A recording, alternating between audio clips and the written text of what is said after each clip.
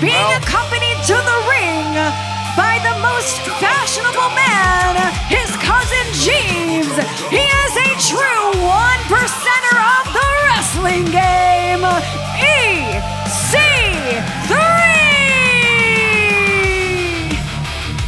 Certainly the volatility with Violent J and Big Vito seems to be escalating once again, with Vince Russo unapologetically refusing to take a stand against Vito. What's old is new again. In JCW, we have the mystery of the supplier of the outbreak. Who's been giving him the stash? Who's been giving him the drugs?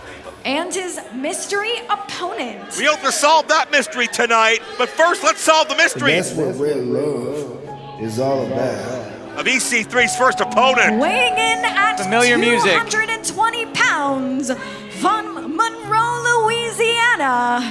This is love in its purest form. This is red love. And this is Father Bronson. Well, a man who on the surface says he's about love, but there's an uneasiness. There's something off about this man as he anoints his roses for those at ringside that maybe he feels need salvation. Father Bronson came very close twice to being the JCW American Champion. Issues with Facade and our broadcast colleague Mac Davis got in the way each time. Cut my music. Cut my music. Hold on now, shut your mouths. Have some respect for what's in front of you.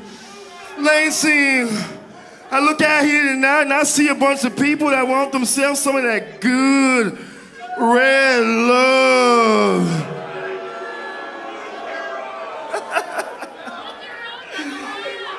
These people, and by these I'm referring to the jigglettes and the jiggaloos. I'm referring to the people who haven't stepped inside a gym facility in God knows how long. You know who you are. Get on your feet or sit down. I know it's hard to stand.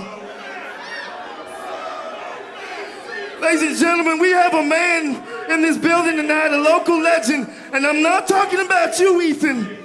I'm talking about the Batman. I'm talking about the guy that makes Faygo hot dogs, right? Give it up for the Batman. Yeah. Now give it up for the fact that each and every one of you are severely overweight and the Batman is poisoning you. He's poisoning you with that Faygo nonsense. Today's about forgiveness.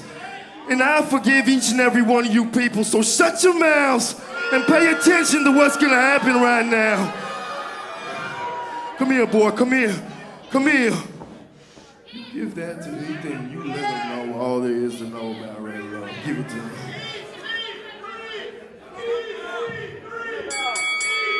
All right, well, Bronson has instructed the official to, I guess, hand this rose to Ethan Carter III.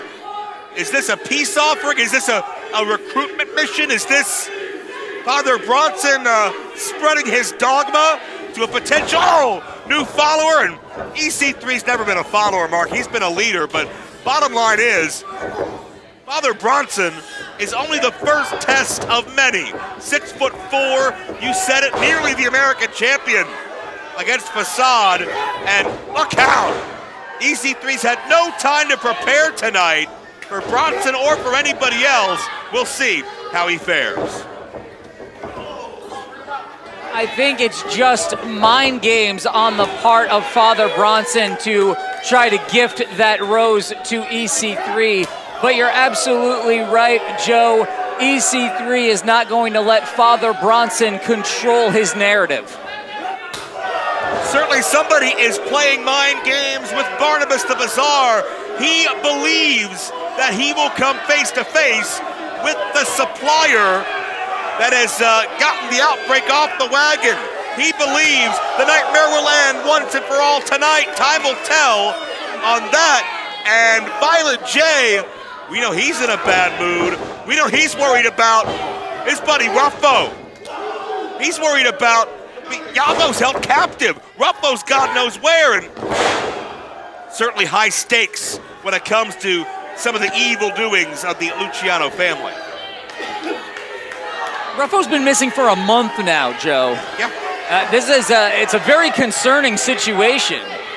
Kidnapped in the desert on the other side of the country, back in Albuquerque, New Mexico.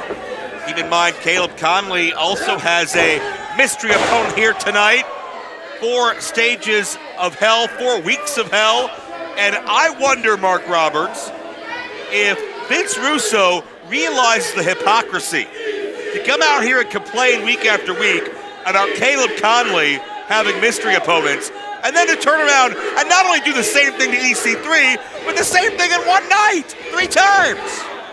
Everything that Vince Russo accuses Violent J of, Vince Russo does himself. You have picked up on that. Every accusation is a confession. Nice leg pick by Father Bronson and targeting the knee of EC3.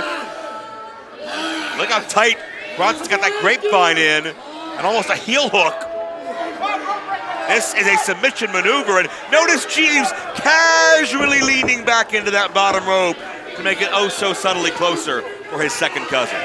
Well, worse than it being a submission, it also could do damage that will last EC3 the rest of the night and through 2 more opponents. That's true, but I mean, that's assuming that EC3 gets through his first opponent. And keep in mind, there was nothing said about EC3, if you win or if you lose. He's got 3 matches regardless. Yes, exactly. He's making up for lost time because Russo feels upset that EC3 had a prior obligation in Canada on a 3-week tour. And Bronson just wrenching that knee across a steel post. That was the other knee. Yeah, now both knees taking it. And if EC3's hurt, that does not bode well for this family. We know Jeeves, even though he's here, he's upright, he's still nowhere near 100% himself, so there's not much he can do. Bronson fighting back now, goes for the knee again, taking EC3 down. Bronson's one of those guys, he's so dangerous in so many different styles, and chops that knee. Once again, just wrenching and pulling and twisting every step of the way. EC3 did all that he could to block that. Still did some damage, however, to that knee. We're a long way from Red Love, as Bronson likes to tell everyone they need to embrace. Almost a step over toe hold, but Bronson a little bit lower on the leg to get the damage and the pressure on that knee. I guarantee Carter felt every bit of it. Bronson now on top, very disrespectful cover. Palm right into the face, but EC3 powers up. Oh, jawbreaker counter. Crowd here in Lansing behind EC3, a former TNA World Champion, former NWA World Champion. Certainly someone who's capable of taking on 3 men in one night, but he didn't know that was going to happen. He doesn't know who the men are. Bronson was looking for the Texas Cloverleaf. He goes the rose petal, and Carter found a way to fight free. EC3 would love to stick it to Vince Russo by surviving this. Oh, there's a Fez press. Remember, but the knee's been too hurt. Remember, Mark, EC3 is that special referee at Stranglemania. Many say that's the reason Caleb Conley is not the Lunacy World Champion today. EC3 will not bend the knee to political pressure. Never has, never will. Hell, oftentimes he's been the political pressure. Oh! Gets his neck snapped across the top rope by Father Bronson. Bronson in control now. Oh, takes EC3 down hard. Got the jumping knee. And that's there's a cover. 2 count only. That is a large frame to be flying at you from such a high distance. But EC3 finds a way to kick out and certainly I'd suggest this could be the biggest win of Bronson's career, let alone just his lunacy career. If he can find a way to pull this off, but these fans have embraced EC3. Violent J's embraced EC3, and EC3 evades contact. Trip up and a takedown. Bronson hits the back of his head. And well, EC3 was looking for a cover, but Bronson rolled to the outside. I'm not sure if that was instinct or happenstance, but either way, it favors the father. Yeah, either way gets Bronson out of bounds here. Bronson on the defensive. What?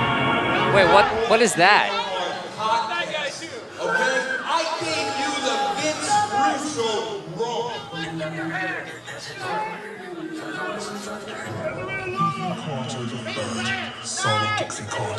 Ethan, will you embrace red love?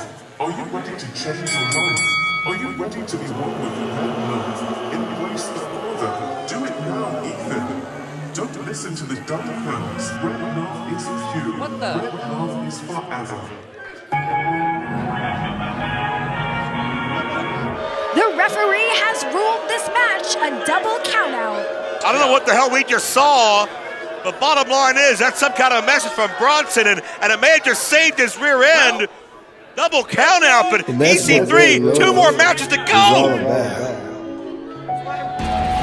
Red love is forever!